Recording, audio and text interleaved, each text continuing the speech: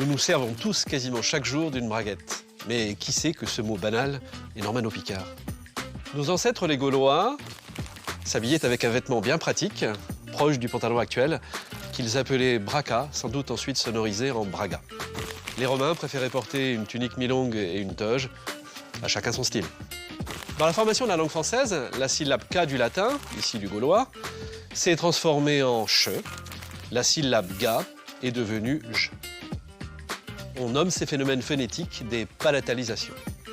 Le mot gaulois braga a ainsi donné braille et bray en français, conservé encore de nos jours sous la seconde forme dans un contexte historique pour désigner le vêtement porté par les Gaulois.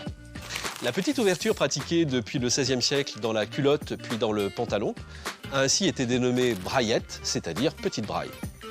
Dans les deux tiers nord de la Normandie et en Picardie, les palatalisations ne se sont cependant pas produites. Le gaulois braga est alors devenu brague, tandis que la petite ouverture dans le vêtement s'est appelée braguette. Braguette et braillette sont longtemps restés en concurrence en français standard. C'est seulement dans le Nouveau Larousse illustré de 1898 que la forme normano-picarde braguette, présentée à tort à mon avis comme provençale, s'impose.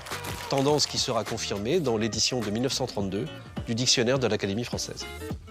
Le français a perdu l'usage de braille et de braillette, mais pas celui d'un verbe de la même famille, débrailler ou se débrailler. Mais qui pourrait s'imaginer aujourd'hui qu'il y a un rapport direct avec la braguette? Alors, qui que vous en dites?